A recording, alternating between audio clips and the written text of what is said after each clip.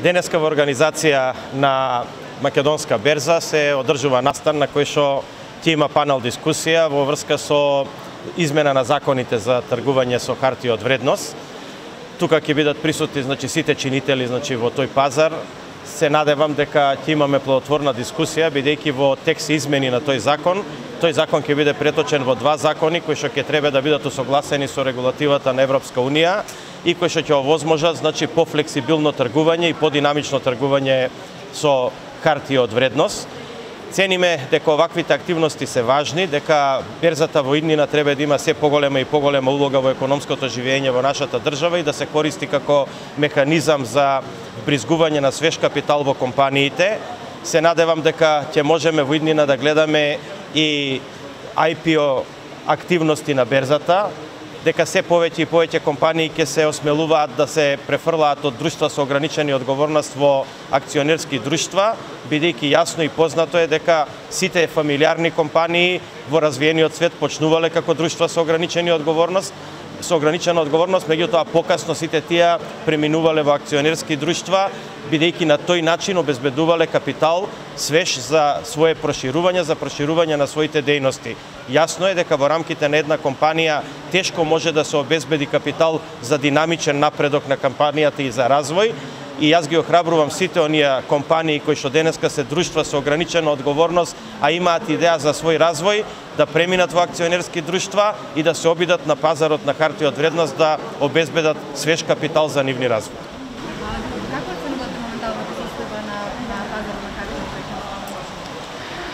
Па добро, сега гледано во целина можам да кажам дека пазарот на капитал или на хартија од вредност се уште представува една недовршена приказна, но и представува една новина за нашата држава, но секако ценам дека има доста простор и за раст, за понатамошен раст како внатре во државата, но и преку регионално интегрирање, како сакав само да се надоврзам со подпредседателот на владата за економски прашања, во делот дека ете сме тука да ги разговараме многуте предизвици со кои се соочуваме, но исто така да разговараме и за потенцијални одлуки или решенија за надминување на тие предизвици, кои секако би требало да делуваат стимулативно кон развојот, а со тоа да и служат и на економскиот развој на државата. Кои се тие предизвици?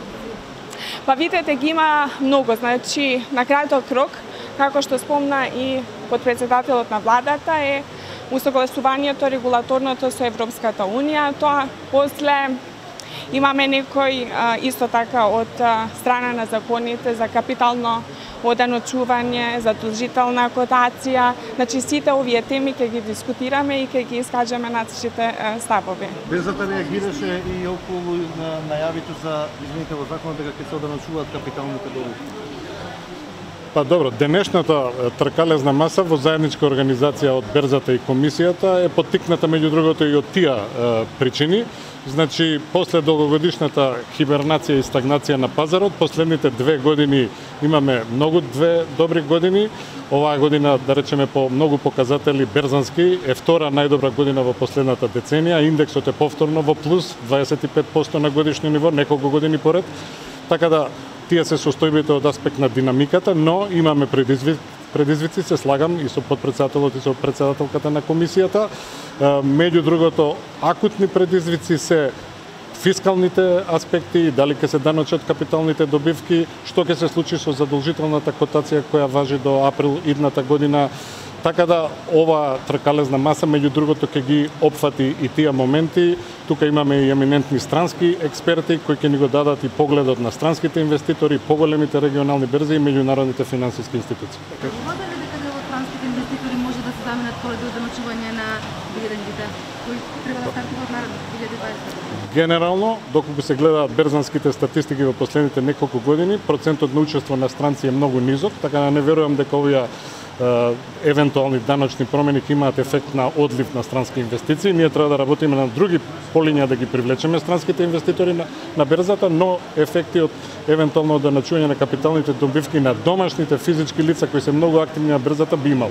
Вице-премиер, кратко околу вработувањето од јавниот во приватниот сектор. конкретно би вработиле ли вие во вашите фирми некои од така наречените неработници? Апсолутно да. Прво сакам да ја појаснам пошироката суштина на таа иницијатива. Значи, не станува збор дека некој со сила ќе биде натеран некогу да прими на работа, ако е приватна компанија, или некој ако е административен работник, дека со сила ќе биде натеран да оди некаде на работа. Значи, прво тоа да го расчистиме.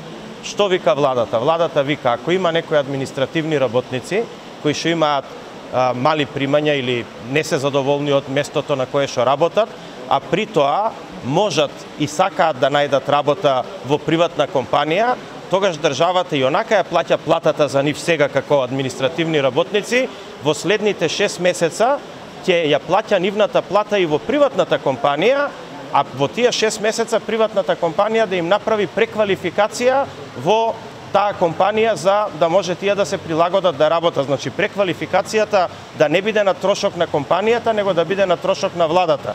И ќе повторам, владата и сега ја плаќа платата на тој административен работник, но во иднина и тој ќе биде посреќен, а и компаниите ќе добијат работување. И сега конкретно да ви одговорам на прашањето, доколку постои некој техничар, бидејќи во моите компании има техника, доколку постои некој техничар кој што денеска со средно училиште во владата е административен работник и зима плата од 16.000 денара, толку се платите 17-18, и доколку тој сака да се преквалификува во оператор на CNC машина, заварувач или било што друго, тој во приватна фирма денеска ќе добие плата 25-30.000 денара и доколку таков има, да се разбира, ќе го направи. Постои ли опција да се откажете од даночувањето на капиталните добивки?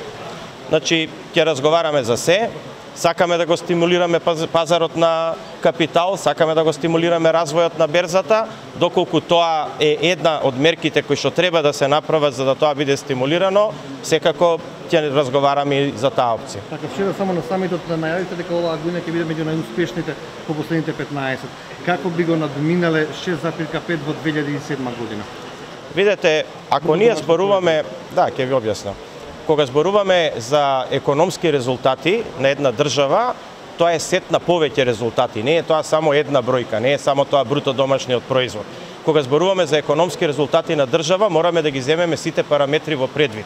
А тоа е, кога настанал бруто домашниот производ, колку било задолжувањето. Оти лесно е да направите раст на бруто домашен производ ако се задолжите милиарди евра. Понатаму, дали невработеноста паднала, дали платите пораснале, дали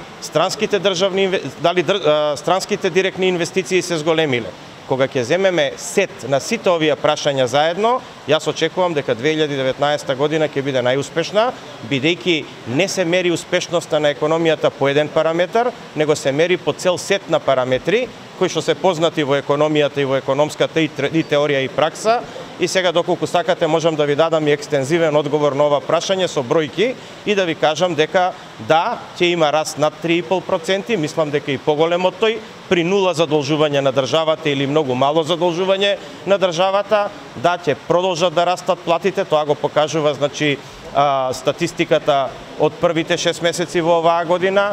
Индустријското производство исто така ќе расте, бидејќи порасна с 9,8% само споредено август 19 со август 18 година. И државните и директните странски инвестиции ќе бидат подобри до крајот на годината, заради тоа што видовме дека практично еден дел од нив се комерцијални долгувања помеѓу субјектите кои што веќе оперираат во нашата држава и тоа исто ќе биде санирано, значи е разговарано на таа тема, како и сите останати економски параметри. Јас ви затоа викам дека оценката на економската успешност е еден комплекс на бројки кои што треба да се гледаат интегрално.